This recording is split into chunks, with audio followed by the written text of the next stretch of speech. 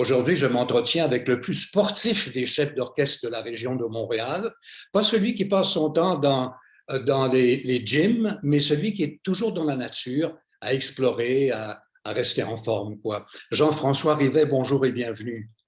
Bonjour. Jean-François, c'est Imuzici, un nouveau souffle qu'on donne à Imuzici, qu'on a longtemps attribué à celui qui l'a fondé, et, effectivement, mais vous y donnez un souffle.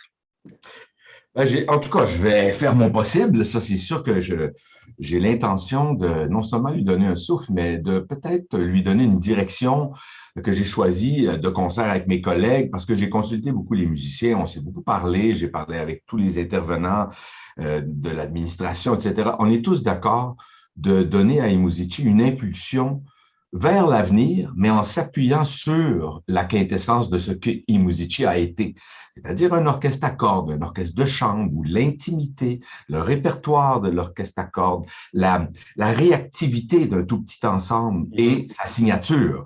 Alors, c'est sûr qu'en gonflant Imuzici à en faire un petit orchestre symphonique, c'est fun, c'est trippant, on peut le faire une fois de temps en temps, Ouais. mais je veux quand même me concentrer sur le répertoire fondamental, l'ADN d'Imuzici.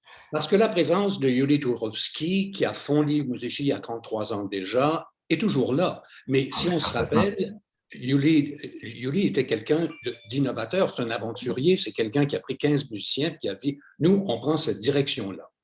Oui, oui. Puis il faut se rappeler que c'était beaucoup grâce à Lise Prévost qui était là au début avec son mari, notre cher André Prévost, décédé depuis maintenant trop longtemps. Il y a eu une impulsion à Montréal de créer cet ensemble qui est venu du milieu et de Yuli, qui était vraiment une force de la nature.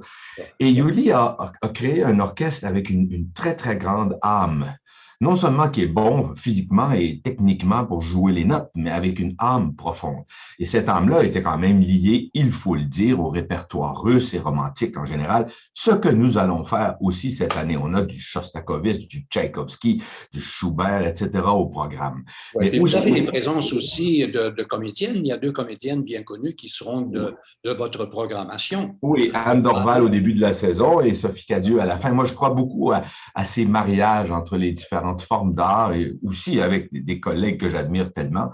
Mais j'ai aussi proposé à Stéphane Détrault d'être notre artiste en résidence. Alors, Stéphane va jouer tous les concertos de violoncelle que Yuli jouait si bien avec l'ensemble. Donc, et Stéphane, qui a été peut-être un de ses meilleurs élèves, hein, sera un peu comme l'incarnation de l'héritage de Yuli dans cette saison et dans les prochaines. Moi, j'aimerais que l'on se promène un petit peu dans la programmation. Vous commencez avec Clay Story, qui est un ensemble Oui, qui va mettre le feu à Pierre Pellado, c'est clair. oui. Pour ceux qui ne connaissent pas Clay Story, c'est un ensemble tellement enlevant, c'est presque difficile de rester assis, en fait. Et les arrangements sont très bien faits avec l'orchestre. Alors, ils vont être 7 musiciens, l'ensemble, c'est grandiose avec l'orchestre.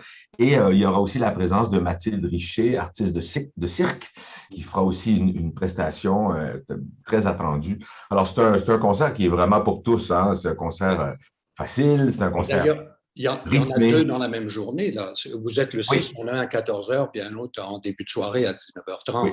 J'aimerais Tous qu'on nos parle un concerts. peu de vous, Jean-François. Vous avez la réputation d'être un chef qui est très dynamique, qui est très engagé. Bon, fort de votre pédagogie, vous êtes également un pédagogue à l'Université de Montréal. Vous avez connu tous les ensembles à Montréal. Vous avez dirigé l'OSL à Laval pendant une dizaine d'années. Vous avez aussi dirigé tant d'autres orchestres. Bon, alors, vous êtes un chef, un directeur, un administrateur, un gestionnaire de musique d'une certaine façon qui peut aller très, très loin, je crois. Ben, merci, merci. Eh ben, je me sens plutôt un porteur de projet. Moi, comme chef d'orchestre, je propose à mes musiciens un projet artistique, un projet d'interprétation. Et l'idée, c'est, si vous voulez bien, on s'en va ensemble par là. Et ça, c'est pour cette fois-ci. Mettons qu'on fait la 11e de Shostakovich, ou mettons avec Imuzici, on fait La jeune fille et la mort de Schubert, ou un quatuor de Shostakovich. Ben, cette fois-ci, je vous propose, on s'en va comme ça, par là. Et mon défi, c'est de convaincre les musiciens que c'est une interprétation valable. On n'est pas dupe, hein. Il n'y a pas juste une interprétation valable, bien sûr. On est plus des enfants, là, ça va. Alors, ce qu'il faut comprendre, c'est qu'une interprétation, c'est quelque chose de spontané, c'est quelque chose de bien réfléchi, mais c'est quand même quelque chose du moment. Un chef va faire une interprétation et un autre chef va en faire une autre la semaine plus tard ou l'année suivante. C'est la même chose du pianiste et c'est la même chose du chanteur. Et cette façon d'amener les musiciens dans une direction, ben, c'est là où est-ce qu'on a la véritable direction d'orchestre. Après ça, c'est de la technique. Mais l'idée, c'est de travailler ensemble pour communiquer au public une version précise. Une version qui est une combinaison de mes idées et de la réaction des musiciens à ces idées. Alors, comment réussir à mettre son sceau, son étampe en tant que formation montréalaise avec une identité forte? D'abord, je dirais que le fait que Imuzici est un petit ensemble à cordes très, très bon, avec une âme très, très, très passionnée, ça le rend déjà pas mal unique dans le paysage québécois et canadien. Deuxièmement, le fait qu'il y a tout ce background, ce passé des Musici basé largement sur ce que Yuli avait concocté au départ, mais qui a beaucoup évolué. Les 10 dernières années avec Jean-Marie ont été très, très riches aussi musicalement. Et Musici est devenu plus varié, plus diversifié dans ses styles de jeu et j'ai l'intention de miser là-dessus, moi aussi. Soyons d'aujourd'hui, soyons modernes et j'en remercie aussi bien Jean-Marie que Yuli pour les très belles périodes que Musici a vécues. Alors, comment faire sa marque? Ben, c'est beaucoup par le répertoire qu'on va jouer, aussi bien que par la façon avec laquelle on va le jouer. Ça ne se dit pas avec des mots. La musique est là justement pour dire les trucs qu'on ne peut pas dire avec des mots. Et comment moi je vais mettre ma marque? Ben, je ne peux pas le dire non plus parce que je vais mettre la marque que j'ai comme personne. C'est moi. Alors, si un autre chef va diriger, il va mettre sa marque comme lui il est. D'ailleurs, c'est pour ça qu'on invite des chefs pour avoir leur marque à eux. Alors, dans le fond, d'ailleurs, vous savez, j'enseigne la direction d'orchestre ou la musique à des musiciens avancés. Et le message, c'est tout le temps, en fait, deviens un meilleur musicien et tu auras quelque chose à dire de personnel.